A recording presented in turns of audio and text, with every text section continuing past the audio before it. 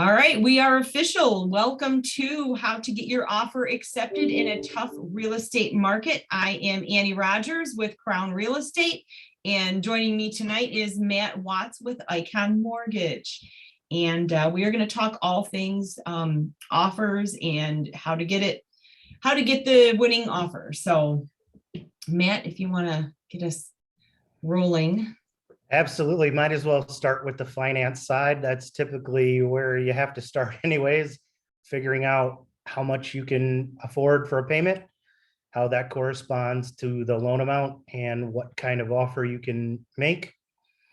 And today specifically, I think we're going to just really parse out with you how to make the strongest offer that you can possibly make, because I'll tell you, even just in the time where Annie and I started talking about doing this video, and now I feel like it is already a vastly different landscape in the market. It just sort of continues to become more and more difficult for buyers, more and more competition in the market, and the same number of homes. So, Or less. Yeah, or less. And so that's really what I want to impress on people, and this is the conversation that I'm having competitively with everyone I speak to now when I'm talking about getting them pre-approved, is you need to start thinking of it that way. You need to start thinking of this as a competition. Simply getting pre-approved is not enough anymore by a long shot. I understand how it goes. When you're first thinking about buying a home, your focus is on the home and what you want in the home. And the last thing you want to do is be talking to some boring finance guy, although I like to think of myself as slightly less than boring. Yeah, you're not boring.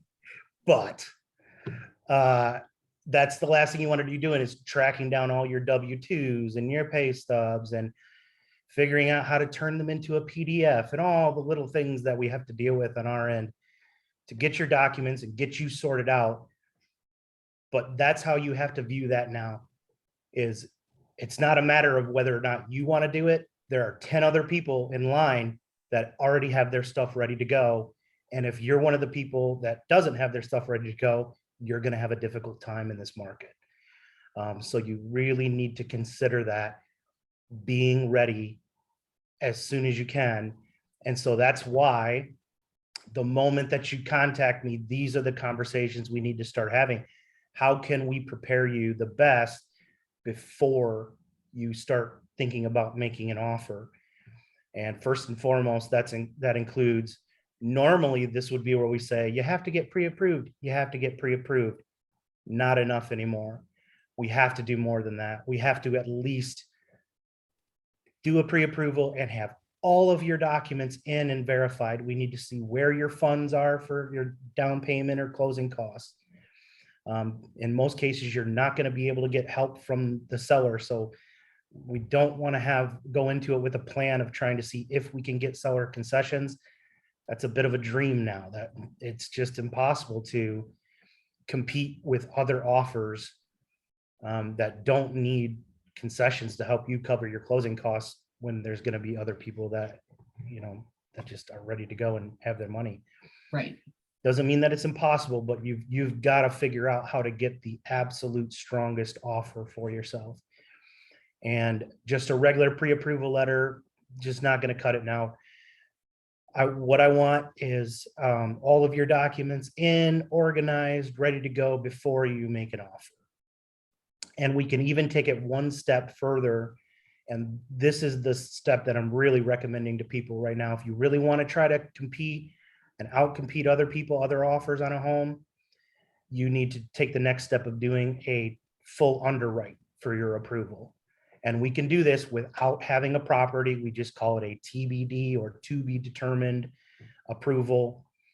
You don't have to have your house picked out. We should be doing this 2 months before you have a house picked out, just in case there's anything that we need to deal with, or some type of document that you may need that you aren't sure you can get or aren't sure how to get, we need to be taking care of that long before you're thinking about the house you're going to buy.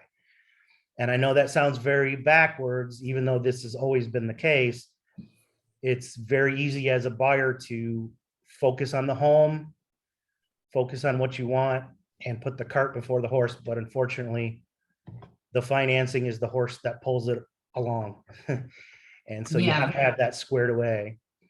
And the full underwrite, that is the way to go right now. I can put that right on your approval letter. We no longer have pre-approval on the letter. The seller knows that. You are automatically viewed by the seller as someone who is serious about buying your home. And that's probably the most important thing that you can communicate. So even if maybe you are in a situation where you have to do rural development zero down financing, or maybe you're in a situation where you have to do FHA financing, that's okay. But take the next step of showing everybody that you're not just in that situation for no reason. You are a person that is prepared to buy this home. You may need that type of financing for whatever reason. You want the low down payment option. But if you've gone through the underwriting process already, that's a completely different offer than just a regular FHA offer. And that will separate you from the crowd. 100%. Can you talk about when a buyer has gone through that underwriting portion? How does that affect the time frame from offer to close, and what they can expect then for that process to go like? Yep. And I'll answer that with two different caveats. If we're looking at like an FHA or a rural development loan, there will still be a few things that we have to do after that process as far as underwriting the property. So, and the reason I mention that is because if you are able to do a conventional loan, if you're able to do conventional financing, now more than ever, the appraisal is becoming an automated process. That's something that's not really being felt in the market yet. It's only just starting to edge up on our end on financing. We're finding that appraisers don't have to go to the house to view it anymore to do the appraisal, number one. Number two, a lot of times they don't even have to appraise the house. We're using an automated value modelation. As long as that matches when we do the underwriting to what you're paying for it in your offer, an appraisal won't even have to be done. And I'm sure that Annie can tell you better than I can. If you're representing a seller and my approval letter comes to you and it says, this person is approved, they've already had their underwriting done, they've already had their automated underwriting done, so the computer says they're good, and an actual underwriter has reviewed all of their documentation and cleared it, and the appraisal is a desktop review appraisal. The appraiser doesn't even have to come into the property in order to complete their work. That's going to sound pretty good to you, right? Yes, that is going to sound excellent to almost every seller. Yeah. And I will tell you that if we were comparing that offer and one that was maybe even $2,000, $3,000, $4,000 higher, depending on the price point, there is a lot of sellers that would take, even leaving a little bit of money on the table, to take that offer with a buyer who's already been underwritten and where the appraiser doesn't need to come. If the appraiser doesn't need to come, would that shorten the time then? Absolutely. It would shorten the turnaround time, and it eliminates the possibilities of all the little things that may come up during an appraisal inspection. Something that maybe the appraiser might just have a feeling about, that they, oh, well, maybe this home, even though the comps look like this way, I felt this way about the home. Right. Because we are all humans. We all have our own perceptions when we see something. And you'd like to think that that does not affect a judgment, but it does. When you deal with humans, you deal with human error, you deal with human mistakes, you deal with human perceptions. Eliminating that and turning it into they are strictly looking at, this is how this home compares to other homes, without actually viewing it and getting any kind of opinion of their own on it. That's going to be a more favorable opinion. There's just no, that's just undoubted. You eliminate a big part of the obstacle of having an appraisal. It's also going to shorten the turn time. And so just to kind of circle back to where I started there, because I kind of jumped over to conventional, but even if we still had to do a regular appraisal for an FHA or rural development type financing, doing the underwriting first would still eliminate the vast majority of obstacles that you would face going through the financing. And more importantly, I'm saying the obstacles that the seller would face. Mm-hmm. It's still going to be a whole lot easier for them to proceed with that type of situation. And you're at that point, you're really only talking about the appraisal turn time as far as the time from the offer to the time to closing. So if we've already done your underwriting, there's no reason why we should not be closing within about 2 weeks or so, because you've already eliminated all of the potential headaches that might come up when we start doing background checks and extra credit checks. And do you have any open judgments and all of the things that people face when they go through underwriting?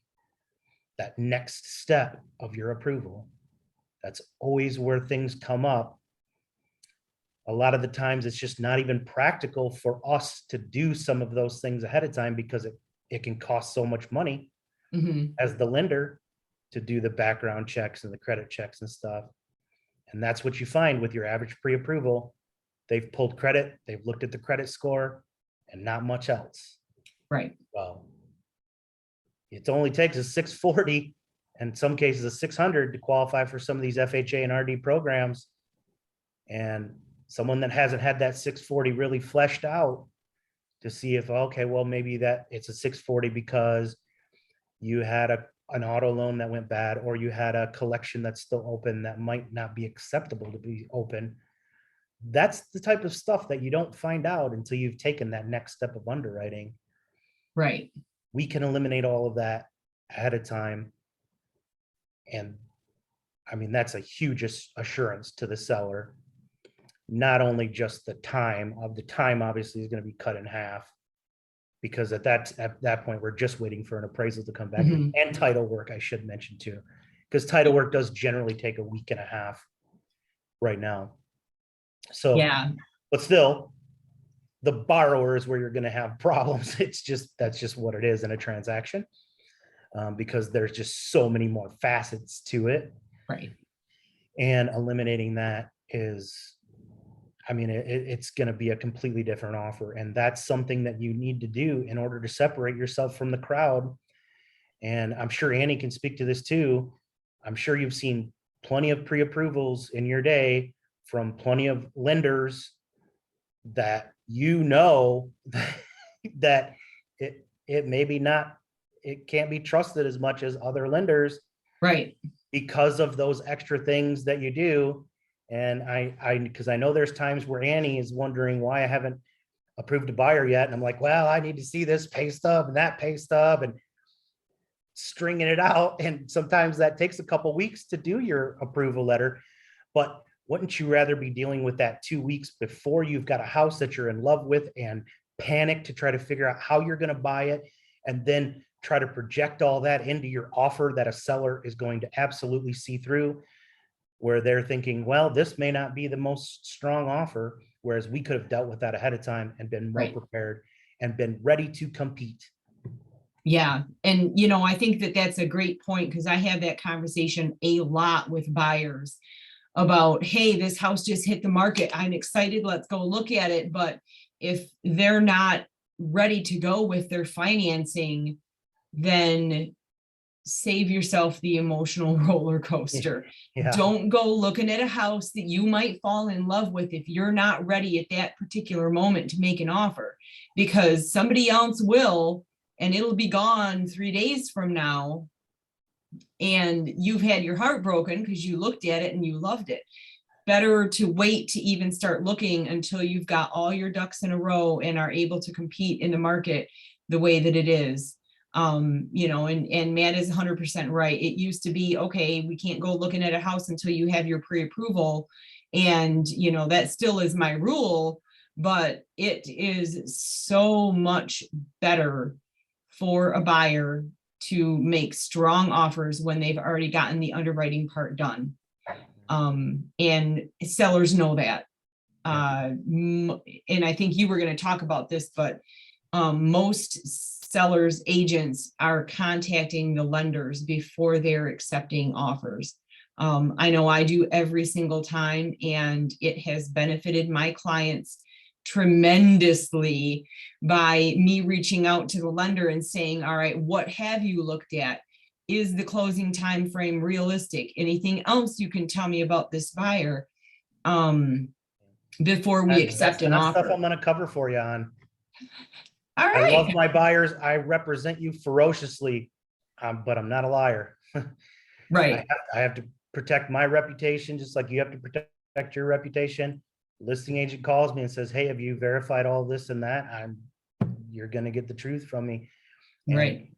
And that's because I've probably been harping on you for 2 weeks to do this stuff, and you were focused on the house. So more than ever now, I'm making it a point of explaining, listen, it's not enough to get pre-approved. We have to do this. We have to, or Right. you will not be successful and you will be wasting your time.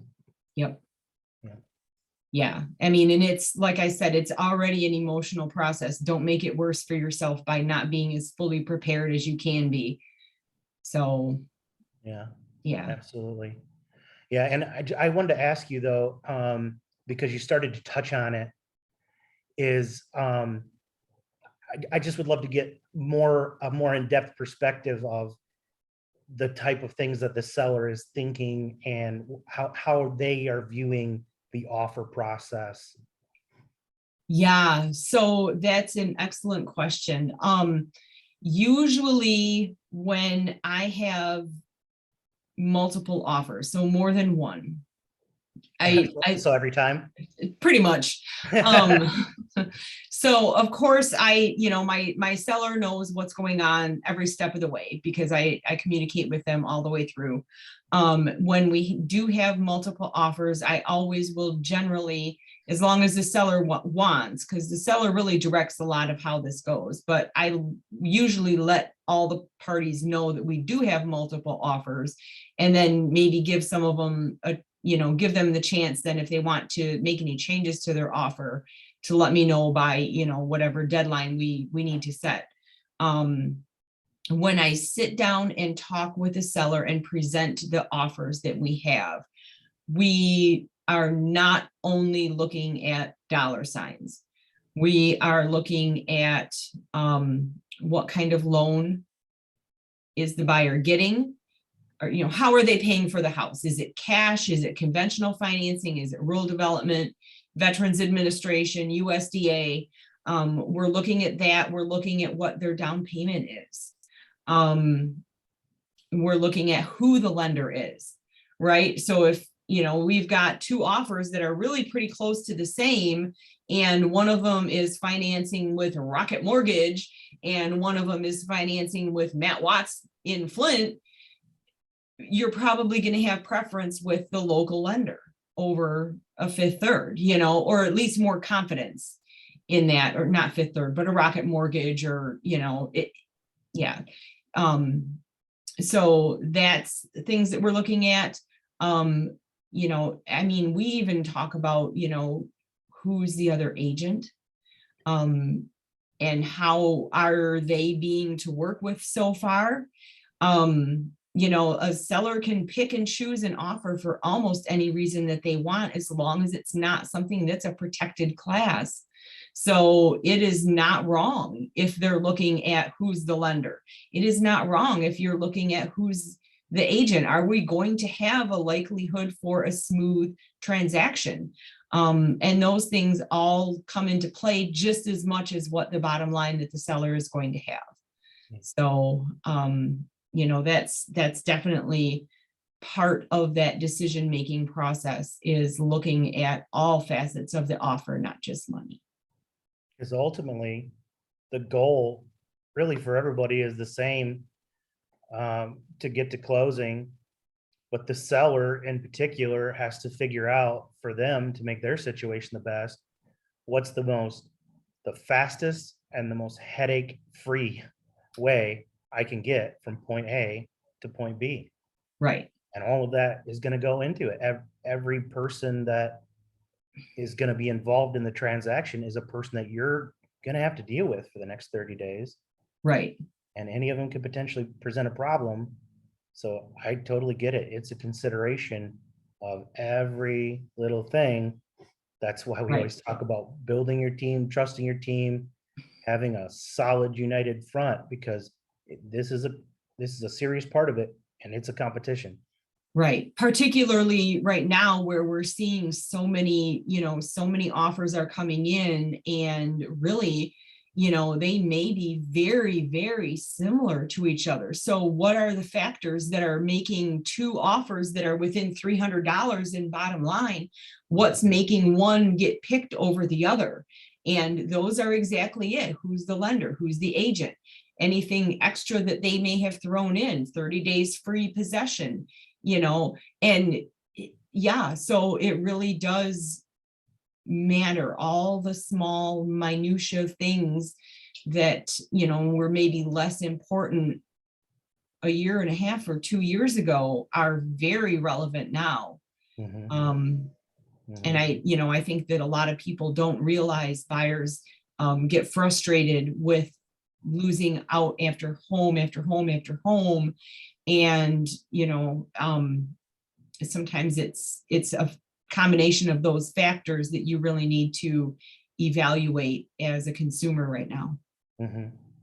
Yeah, because we've all dealt with it. We've all dealt with our situations where it's just one after another, and you're just looking at it and thinking, what can we change here? Right. What can we change up to make it more appealing? Yeah. So, And the easiest one of that to me, not to just harp on the same point, but I would have to guess it's the easiest one to change and the most commonly unchanged, which is having more than just the average pre-approval. And it's because people want to speed through that step, because that's not what they want. They don't want to be hassled before they've really fell in love with a home. But that's exactly the opposite of what you have to do. You have to deal right. with the tough part first, so that the easy part will actually be enjoyable. Yes. And it can be that. It can be enjoyable, even in this market, to go through and bid on homes and go through the buying process. But you have to deal with the difficult part first. Yeah. And you know what? I cannot stress that enough, because there are a lot of agents out there that should be pushing this with their buyer clients. Hey, why has your lender not put you through underwriting? Because many agents aren't. And, offers are coming in with just regular approvals and that haven't been checked by underwriting, and they could be made so much stronger with that. And agents aren't pushing it. So buyers don't know, they don't do this for a living like we do. They don't understand the difference. And if their lender has not offered that to them, and their agent hasn't informed them of that option and how it could benefit them, then they've lost out when they maybe wouldn't have had to. Absolutely. So, I mean, if I could just give people one, I don't really usually will comment on, I just don't want people to feel like I'm saying, oh, I'm the greatest or anything like that. That's not what I'm trying to say. But if you have gone somewhere to get a pre-approval and they haven't asked you for any type of documentations, if they're not tracking down your W-2s, if they're not tracking down your pay stubs, you may want to consider either pressing them or running. Yeah. Because it is not going to work out for you. Not in this market. Yeah, not as well as it could be. And don't take the chance for something that you could address up front. Yeah, And because you'll save find out when it's yourself- too late, right? Yeah, really, you find out too late. Oh man, we missed out again, Don't put yourself through that if you don't have to. And yeah, do the work on the front end. So Yeah. Yeah, so you were mentioning a really a good bit of information when we were talking before we started about you like the types of things that the seller has to or doesn't have to respond to with multiple offers, and you touched on it, but I just wanted to circle back to that a little bit more because it was really good information. I don't think a lot of people have ever been told that. Well, when you were reading it to me, I had never heard some of it before. yeah, I will tell you, there are agents out there that don't understand how the offer process works or what the seller's responsibilities to things to do and that they don't have to do. And I've actually been sending out, so the Michigan Association of Realtors put together, and this is probably a couple years old now, but they call it a primer on multiple offers. And this document is so helpful. I have started sending it to all of my buyers and all of my sellers because, the market is what it is right now. It's very difficult for buyers, and sellers have multiple offers, and it can be hard to know how they need to respond or what they can and can't do. And this primer on multiple offers that I've been providing to all my clients has been so helpful. And it talks about what the seller can and can't do. And, the only law that the seller has to follow requiring real estate offers is that the agent forward them to the seller. That's it. The seller is not even required to respond. No matter what you put your deadline at in the offer, the seller can choose not to respond. That's, they can do that. Yeah, I printed off a copy of this document. If the seller receives 3 offers, they don't have to respond to them in the order that they received them. A lot of people think that, if I got to get that in tonight, I got to be the first offer in. It doesn't matter. They can choose to hold those offers for as long as they want. If you send your offer and it's due by 5 o'clock tomorrow and the seller waits 2 days to respond, they absolutely can do that. A seller can choose to sit on an offer. We were just talking about that. A seller, if they get your offer and they change anything that's not accepting your offer, it's now a counter offer. Any change that the seller makes. A lot of people don't understand that either. There is no requirement the seller treat each buyer if they have multiple offers. They're not required to even treat them fairly. So, we were talking about, looking at the lender, looking at the agent, that's all stuff that is legal for the seller to consider. The only thing that they cannot do is discriminate against protected classes, and we have that, religion, race, color, national origin, age, sex, disability, familial or marital status. Those things they can't discriminate, but almost anything else is kind of open. A seller is not required to take the highest offer. So they can leave money on the table if they choose to and go with something else. If a seller receives multiple offers and they come back and say, we would like your highest and best by 5 o'clock tomorrow, and you send your highest and best, the seller can still counter offer. So they could call you and say, hey, I know you said this was your highest and best. I like your lender and I like your agent. If you come up $2,000, I'll take your offer. They 100% can do that. So, yeah, it's very interesting. And so if anybody sees this and would like a copy of that, they can get a hold of me and I'll be happy to email it over. I actually have been even telling my clients that if you take the few minutes, and it's not a long, difficult read, but if you take the few minutes to read this document, you will know more about how the seller can respond to offers than most buyers, most sellers, and quite a few realtors. So it is well worth the time to take a minute to read that.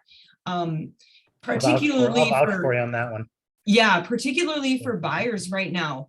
I mean, the document I think is directed towards sellers, but for buyers right now, their frustration with the process, I think, has a lot to do with their expectations going into it. You know, here they've viewed a house, and if you've fallen in love with it and you write what you think is a fantastic offer, and you're expecting to hear by your deadline of, 6 o'clock tomorrow, and that comes and goes and you haven't heard anything, and then you're frustrated, and then you find out there's multiple offers, and it can be difficult when you're in that situation if you don't have the understanding of what the seller can do and how you can respond to it. I think it makes a big difference. So, and I've talked to a lot of agents who are running into frustrated buyers because their expectation is not reality. They think it should go one way, based on a notion that they have of how it works that may not be real, that may not be true. Yeah, and that's kind of actually an unfortunate statement, because you run into a lot of agents that are dealing with frustrated buyers, but also a frustrated buyer, probably what they need more than anything is for somebody to tell them what Right. their expectations should be. Right. They don't do this. They don't know what it's like. They're not always dealing with transactions. They have no idea. They're Yeah. trying to figure out how they should feel about it. That's where things get so much simpler when they're working with an agent like you, because somebody needs to be told the truth. They need to be Right. shown this is what you should expect. So expecting anything more than this is just not realistic right now. And it's a shame that so many people have to go through that frustration when probably more than anything, they just needed to be educated a little bit about what the market's like and how to win.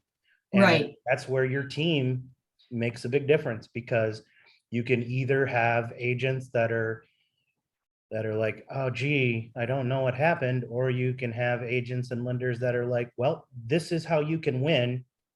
This is how you can be your best. And if you do this over a matter of time, you will get what you want. That's Right. a much better way to frame it, a much better way to handle it. And you're going to have, I believe, much more successful buyers and sellers in the end with that type of attitude. I think it's just in general, it's that dealing with the hard thing is always hard. Mm-hmm. So we all, as people, none of us being perfect, avoid hard things. Yep. Whether you're a buyer or an agent or a lender or whatever, dealing with the hard things is always the hard part. Yeah. Right? But now more than ever, you just simply cannot avoid the hard thing. You've got to figure out how to dig into the most difficult part of what you're going to do right away and overcome that obstacle. And that's just what this is all about. Yep. For me, I had a few notes on eliminating obstacles, that pretty basic stuff. So I won't go into real detail about it, but it just sort of falls under that, doing more than just your pre-approval thing. And out of that, probably the most important is figuring out how to get your down payment money sorted out. That's always the number one place that we have issues in the mortgage world. Generally, if you're applying for a loan, maybe you might have a little sketchy credit issue here and there, but those things are very, very easy to work through in most cases. What is not easy to work through is to figure out how are you going to come up with money that you don't have saved. Right. How are you going to not only come up with it, but how can I come up with it in a way that falls into the mortgage rules? Because not a lot of people know how our rules work about it. And in different loan situations, depending on the type of loan you're getting, well, number one, always I have to trace it back to its source. This is always the hardest thing to explain to people. You cannot just go and deposit $5,000 of cash into your account and then have $5,000 to use to buy a house. And the reason for that is our good friends at the IRS will not allow you to do that. In most cases anyways. You would better have a pretty good explanation and a pretty reasonable bit of proof as to how you came up with that cash in order to use it in a mortgage transaction. Right. Otherwise, it's a huge red flag for fraud. Even though that may not be what you're doing, a lot of people save cash at home. But when you're trying to turn that into a mortgage transaction, that's always going to be difficult. And not only that, you may go deposit into your account and I may need it in there for a specific amount of time. Sometimes with conventional loans, we need to have the money all set aside, sourced and seasoned in your account. That's not the case for most people, but you just never know. So it's just, of all the things that you have to prepare for, that's usually the one that you'll have the most issues with. So again, that means that's got to be the number one thing we can't avoid. We Right. have to be verifying your funds to close right off the bat. And that's always the first question I get from a listing agent when they call. Let's say 9 out of 10 times. Do they have the money? Because they know too, without even doing loans, they know. That's where the rub is. Always with the down payment money. Very seldom does somebody have all of their money perfectly sitting in their account, saved it over the course of 10 years, and everything is squeaky clean. And that's not a judgment if you have cash or you have things like that. It's just that you need to be dealing with these things before you found the house that you want, before you get disappointed when I tell you, you can't use that money. Do you have other money now? Right. So just deal with it and getting out front of it. And then the second thing with that, eliminating the obstacles, is of course going to be things like contingencies, selling your home, trying to figure out how to get around having that contingent offer. That's gonna really hamper an offer on a new home. We touched on that in our last video series, so I won't go further. I'm just saying, that type of stuff, occupancy time, needing immediate occupancy, all of those little things, just like Annie mentioned, they're all going to be obstacles for your offer. You've got to figure out a way to eliminate those. So if your lease is up on your apartment and you're in a spot where you need to have immediate occupancy on your offer, you're going to need to come up with a backup plan, because that's going to be difficult to do. Yeah, because it very well, I was talking to an agent that I'm working with the other day, and it came down to occupancy for her offer for a buyer to get accepted, and they ended up giving 15 days free occupancy. And I'm seeing a lot of offers right now where buyers are giving 30 days of free occupancy, up to 60 days in some cases, that they are giving for the seller to get moved out. So that's absolutely something that, that can be considered. And, for me, as I'm talking to buyers about this, the occupancy is almost an easy one, I think, to throw in there for free, only because your first house payment isn't going to come until the first of the month following the month that you close in, right? Correct. If you close in June, your first payment isn't July 1st, it's August 1st. So that 30 days for the month between June whenever and July whenever, when you closed, you don't have a house payment due during that time anyway. All that cost is paid as part of closing. Yeah. So what an easy thing you can do to sweeten the sauce. Right. And but you've got to know it. But you have to know it. Your agent has to know it to throw out there. Yeah. So that's one that I'm seeing a lot of offers are coming in not asking for any concessions right now. And you're going to have a hard time competing if that is the case. It's got to be close to the top. Concessions are, Yeah. I mean, The only thing I think that would make it worse for an offer is if it was contingent on the sale of another property, particularly another property that wasn't already well into the sales process. So if you're thinking that you're going to go make offers on houses and then list your house after, please don't do it that way. You're simple as you could get. I love it.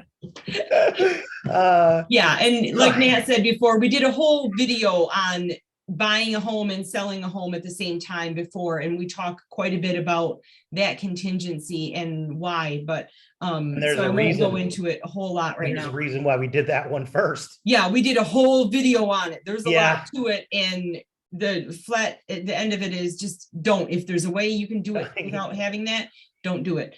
The best way to do that is to don't. Yeah. I love it. You know, the other thing that is happening, you know, with multiple offers, of course, that drives up the price, right? So people are, oh, well, you know, we'll add $5,000 to our offer and see if that's enough to get it. I mean, I've had offers written $20,000, $30,000 over list. And so the concern that you run into as you start driving that price higher and higher is this even going to appraise, right? I sat with sellers at one point looking at 4 different offers, and one of them was, oh gosh, they had driven up the price so high with it. I said, they might as well have offered you $500,000 for your $70,000 house, because it is not going to appraise for that. So we ended up actually choosing a different offer because it had better terms, better lender, better type of financing over the one that was elevated to the moon, because we knew it wasn't going to appraise for that amount anyway. Yeah. No matter how we worked, it was not going to appraise. And if it doesn't appraise, then you're back at that square anyway of, you know, it appraised for X amount. What do you want to do now? You know? That actually is such an interesting point of just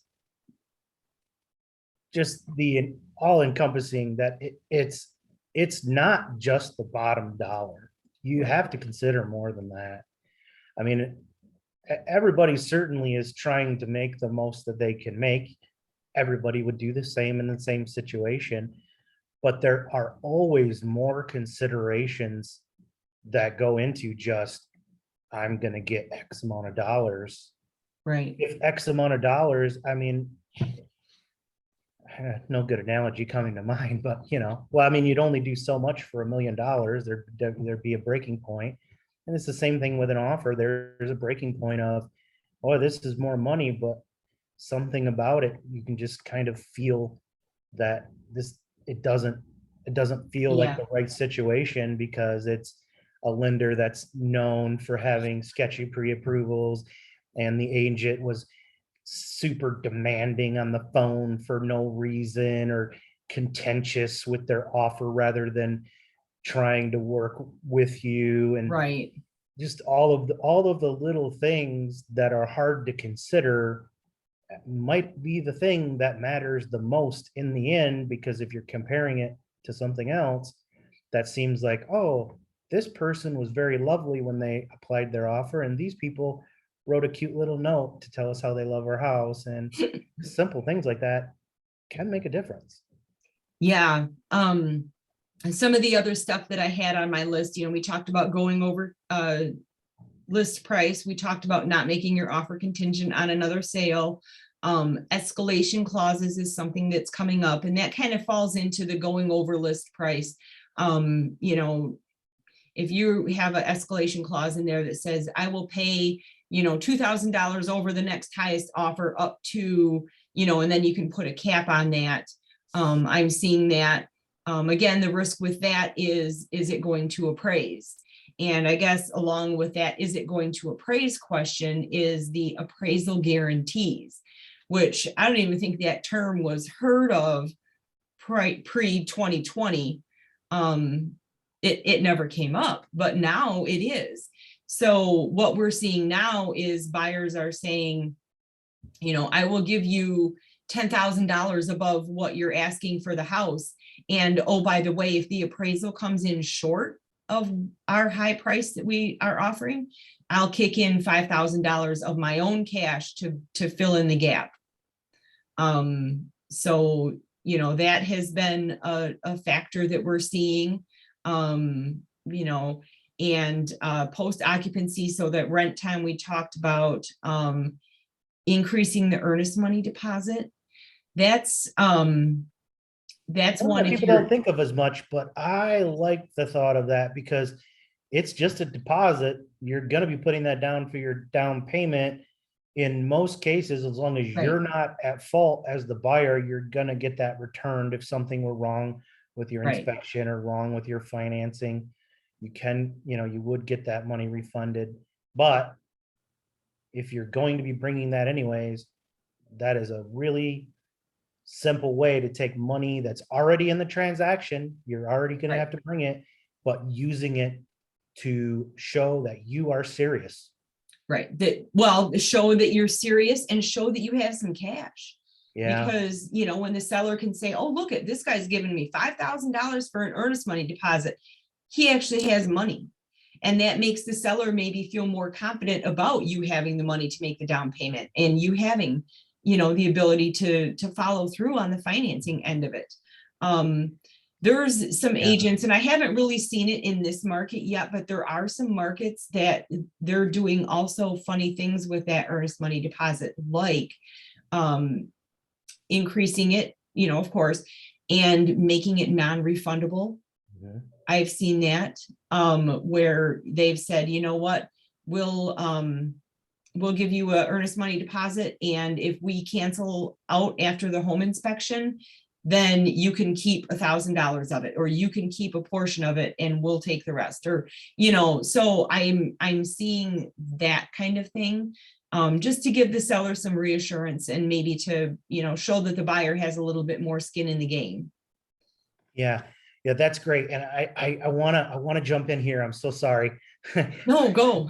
But this is a perfect place to say a perfect thing, because just hearing what you said right there, it made me think, well, when most agents and most buyers hear that, their immediate thought is going to be, well, if I make my deposit non-refundable, what if I get denied for my financing? What if I end up not being able to get my loan and then I don't get my money back? And that's a very good point. Mm-hmm. However, what if we did the underwriting before you made your offer and then it wasn't a question? Now, isn't that a much better way to look at it? Absolutely. And we can do that. And I'm not saying just me, I'll say some lenders can do that. I can't promise for other people, but I know we can, and I know there are others that can. You as a buyer, it might be up to you to say, I want this, right, as opposed to just a pre-approval letter. And if you are starting to look at things and frame things in that way, now you just exactly did what I said from the very beginning. You need to start thinking about this as a competition. You need to figure out how to make your offer the best offer that the seller is going to see. And nothing sounds better than confidence, right? Right. And that's how you show it. Yep. I know I can get my loan because I already did. That's done. Right.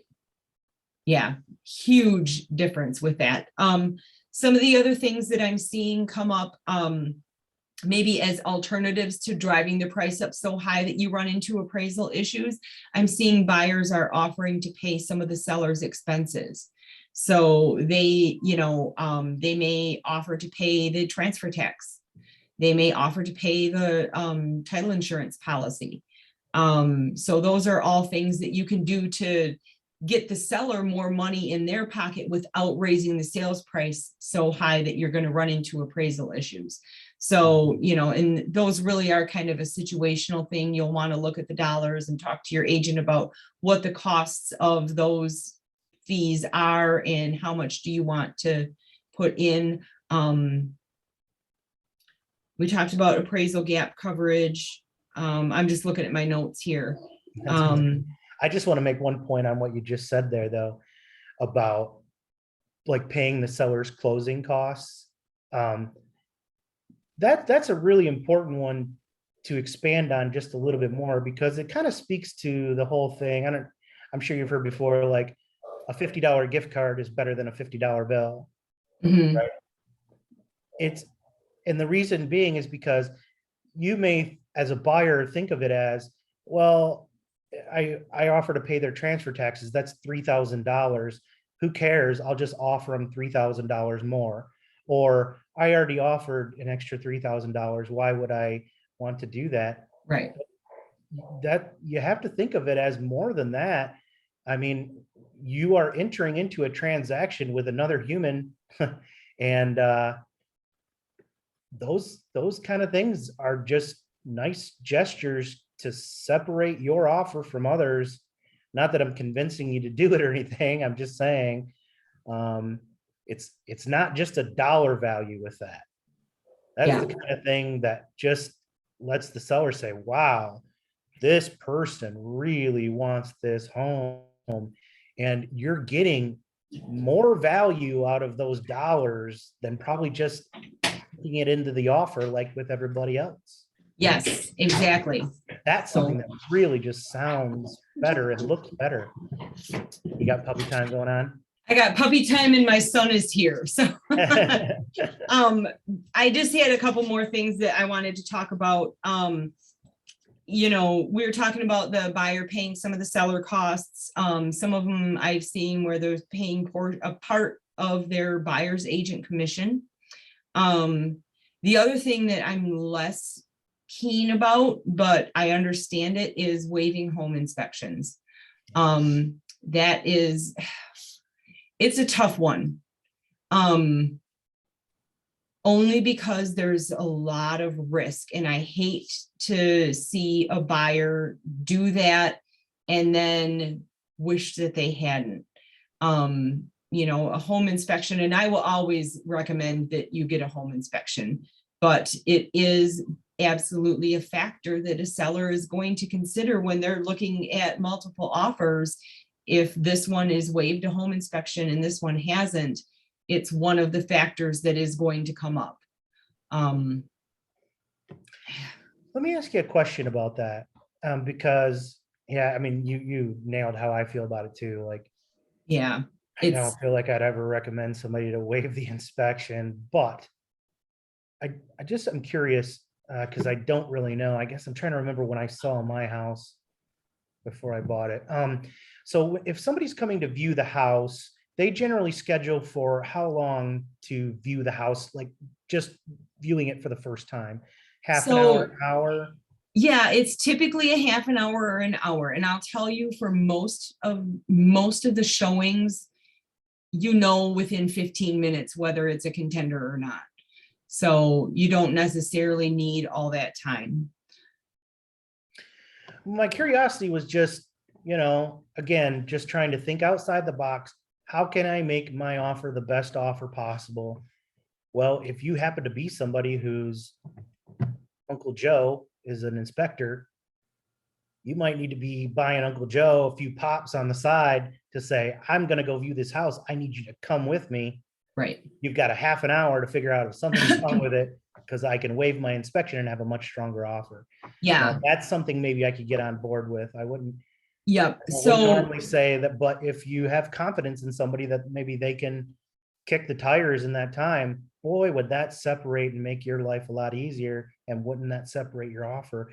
So not even that I'm saying this is something that I recommend. I'm just saying it's a part of the greater, like, you need to look at all the tools available to you to figure out how you can be competitive in this market. If you want to win, you're going to have to. Yeah, and kind of along that line, talking about the home inspection, waiving it is certainly something that I'm seeing. The other things that I'm seeing are where a buyer will make their offer, but shorten the inspection period. We'll do our inspection within 3 days. That way the seller knows they're not tying their house up for 7 days or 10 days on the market for a buyer to come in and say, I didn't like the home inspection, I'm moving on. Shortening the inspection period, or I've also had where an agent has actually scheduled the inspection when they make their offer. So their offer says the inspection will be Friday at 3 o'clock. And then the seller knows that. So I like that. that is kind of a way to Yeah. get around it. And the other thing that I'm seeing with kind of along that same line is where a buyer will say, I'm doing an information only home inspection, or I'm doing a, like putting a threshold on it, saying that, I'm only going to come back with home inspection issues if it's a foundational issue or a major structural issue over $10,000. And yeah, so there are some ways That's to, fantastic. to tweak what you're doing with your home inspection that make it less risky for the seller, especially if your offer is close to one that they have. Because it is a factor, it is something that a seller will absolutely consider. And so. Well, that's the first issue right out of the gate. That's where your first Right. potential for a problem comes up. I mean, because you know how it goes. You want to buy a house. We got the inspection, we got the appraisal, and we got the mortgage. Yep. I mean, those are your stress points right there. Right. You're And eliminating one of them, or at least making it easier. That's huge. yeah. So, there's definitely some ways to approach that. Again, having an agent that is keeping on top of some of this stuff that's going on, because this is, a lot of the stuff that we're talking about in this phone Zoom right now is stuff that was not really even common or considered prior to the pandemic, or within the last year. So, if you, I'd never heard that you just said about the those limitations on the inspection. I'd never seen that in an offer before, I don't think. At least not that I remember. Yep. Actually, there was a Michigan Association of Realtors puts out legal videos sporadically, I guess. But they had one maybe a month ago that talked about some of these things. So, and I thought it was a fantastic video. I shared it with some agents that I'm friends with. I'm like, look they're even giving you the verbiage to use in your offer to protect your client so that they can still get a home inspection, but it's not quite so risky to the seller. And that's all you're worried about. You're not worried about, what the inspector thinks about the paint color. You're only worried about him saying, hey, listen, this corner of the house is sinking. Right. And yeah, you've got mold, or you've got roof issues, or you've got foundation issues, or, this is a fire risk, or, the major things that a buyer would want to know. And so anyway. And those things are so rare, Yeah. That I think is pretty much we've touched on all the stuff on my list. What about your list? Yeah. Only do conventional loans, apparently. Tip of the day, hot tip. Yeah. So, and it's, not that it's impossible for buyers with some of these, there's other circumstances to get things done. But yeah, there's definitely ways that will make it more appealing and make it an easier process for you. And if you're able to do them, then you should take advantage of it. But Matt's point from the get-go was fantastic, is take the extra step of getting underwritten, pick a good lender straight from the get-go, and pick a good realtor. Have a good team that is capable and communicates with you well and can help you set your expectations and isn't afraid to be honest with you. The last thing you need in a market like this is a lender or a realtor that you are trusting and they're not being honest with you about the state of the market and what you can do to be successful in your goal. Yeah. It's almost like right now, the smell test is if it's too good to be true, you might need to reconsider. Right. And so it might be you might have to take it upon yourself to really press and figure out, well, what can I do more? What can I do? Is this lender really giving me the whole truth, not just, oh, your credit score is high enough? That's a tiny part of it. Right. And generally the credit is not going to be the obstacle that stops us. It's a lot of other stuff. So Yeah. same thing with your agent. Is my agent actually talking about the really details of the inspection that can go on my offer? And if you're not getting that, you're gonna have to figure out how to get it. I mean, Yeah. you can just ask a lot of questions, communicate a lot, and if it doesn't feel right, shop around, I guess. Yeah, for sure. Give us a So, call. all right. Well, it's 7:31. I think we did fantastic time wise. Excellent. So I'm going to turn off the recording, and I hope people find this beneficial. Thank you, everybody. Thank you. Thanks for having me, Annie. Oh, thank you. Hang on, my whole computer.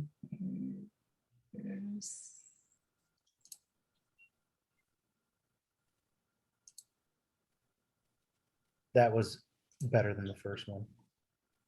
I think so. It's The first recording one was still. good. So hang on a second. I'm trying to get this